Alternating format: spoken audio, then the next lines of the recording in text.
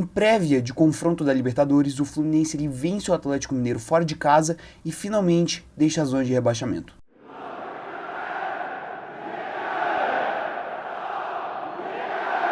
Bem, começando aqui pelas escalações, né? O Atlético Mineiro que mandou esse jogo aqui no Mineirão, muito por conta da situação precária do gramado da Arena MRV, e acabou que não conseguiu tirar um proveito lá muito grande desse gramado do Mineirão, mas eu vou falar isso mais pra frente, né? Da forma que o Atlético jogou e por aí vai. Veio com Everson, que finalmente voltou de lesão, né? Bruno Fux, Bataglia e Lianco, fazendo uma formação com 3 zagueiros, né?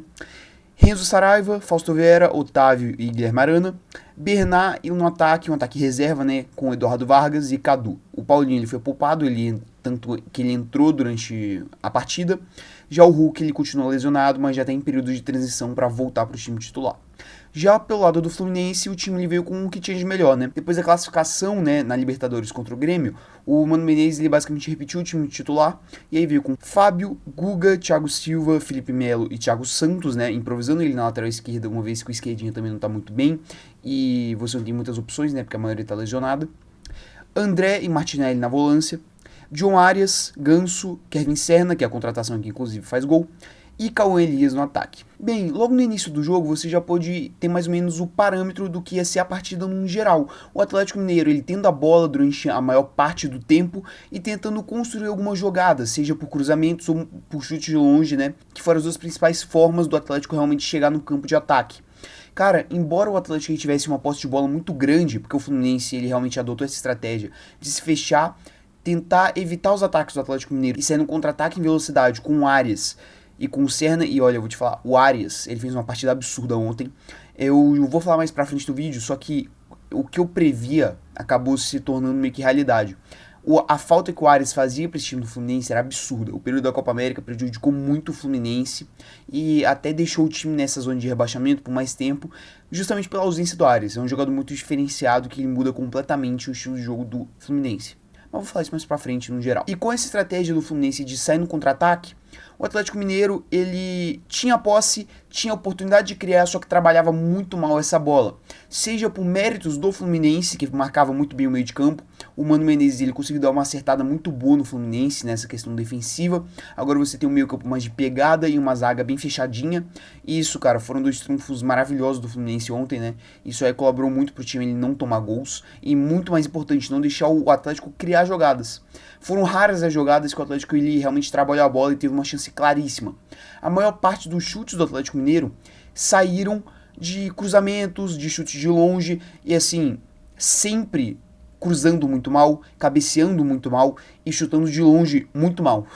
Cara, assim, é realmente impressionante o quão ruim foi a partida do Atlético ontem. Tudo bem, o seu trio de ataque mais ou menos, ele estava muito desfalcado. O Hulk ele faz uma diferença absurda para esse time do Atlético Mineiro e para a forma com que ele joga.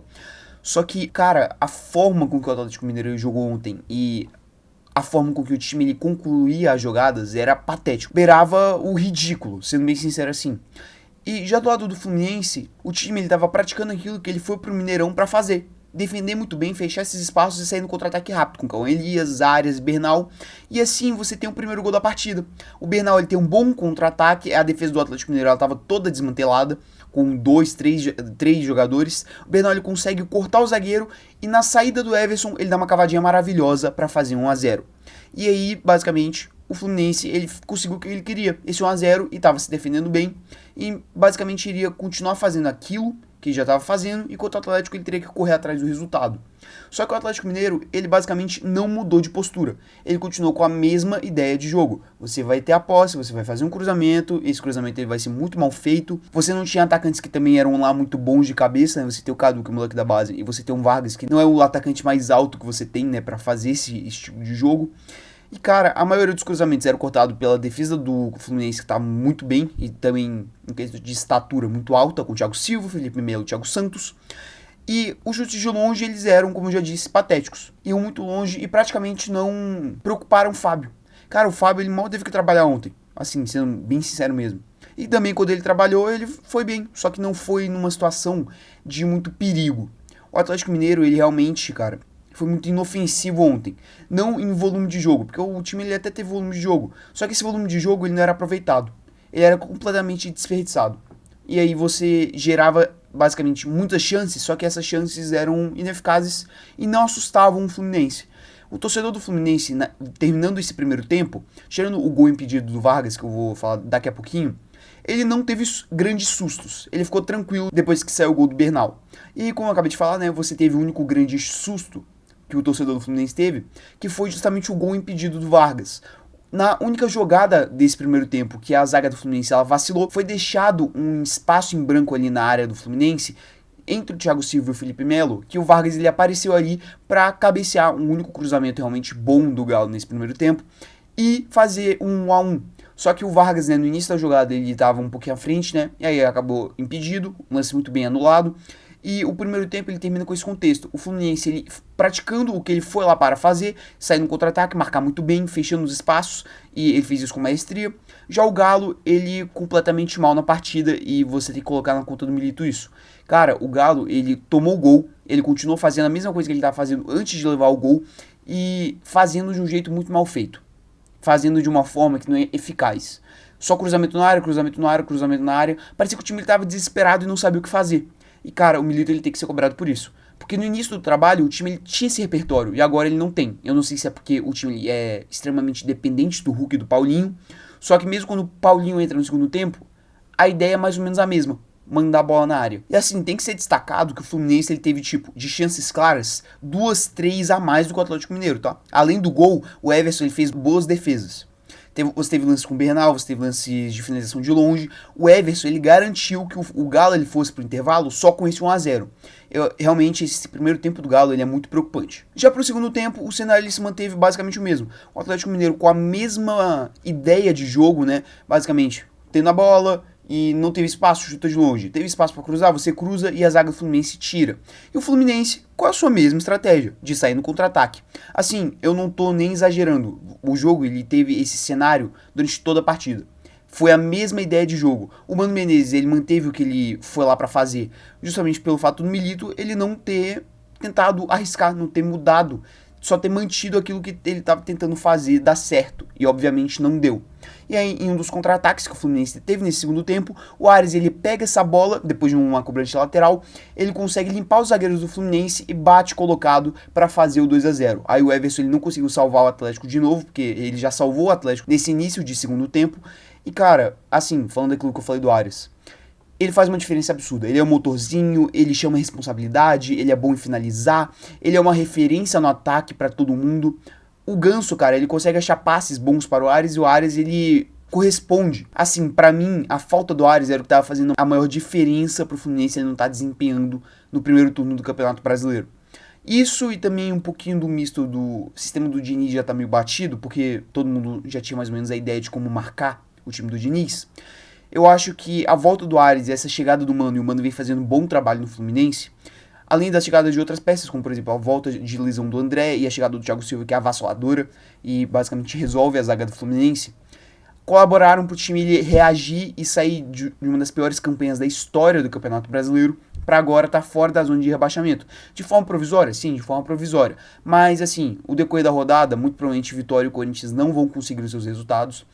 Quando esse vídeo aqui fosse lançado, a gente já vai ter conhecimento do resultado do Corinthians, por exemplo. O Fluminense muito provavelmente vai terminar essa rodada fora da zona de rebaixamento. E o mais importante para o torcedor tricolor, com julgamentos. O Fluminense está conseguindo fazer essa arrancada e eu acho que o time, a partir daqui, ele vai conseguir ficar de boa no Campeonato Brasileiro, assim, não podendo abdicar completamente, porque ainda é uma zona de perigo, acho que vai ser essa zona de perigo até o fim do campeonato, só que vai poder dar uma relaxada um pouquinho maior, perder uns pontinhos, e aí priorizar a Libertadores para vir em busca da Liberta. Eu acho que o Fluminense ele vai conseguir fazer isso com o decorrer do ano. Mas voltando pro jogo, pós-gol do Fluminense, ele continuou aquela mesma história. A diferença é que agora o Fluminense ele não conseguia mais contra-atacar com tanta velocidade, os jogadores deram uma cansada e o time mal passava no meio de campo. E aí você teve o quê? Uns 20, 30 minutos do Atlético Mineiro tendo a posse e fazendo chuveirinho.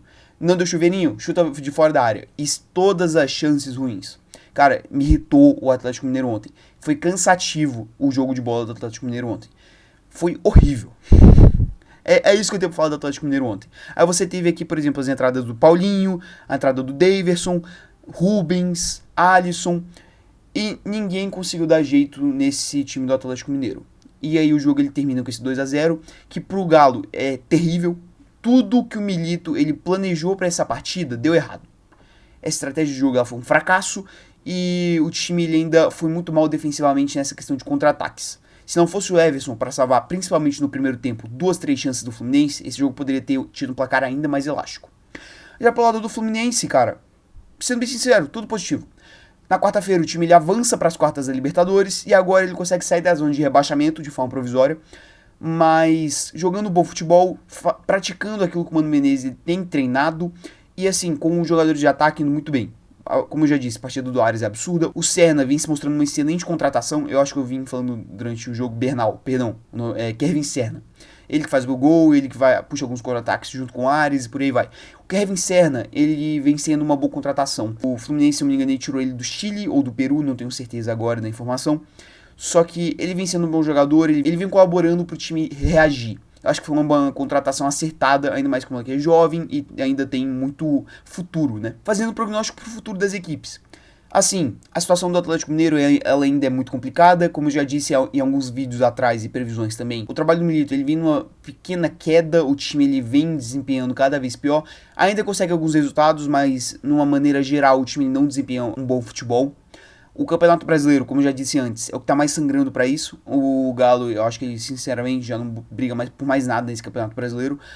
Provavelmente vai ficar naquele meio de tabela e agora tem que apostar tudo nas Copas. Vai pegar o São Paulo, adversário dificílimo na Copa do Brasil, e vai pegar justamente o Fluminense na Libertadores. E se praticar esse mesmo futebol contra o Fluminense, não vai conseguir classificar.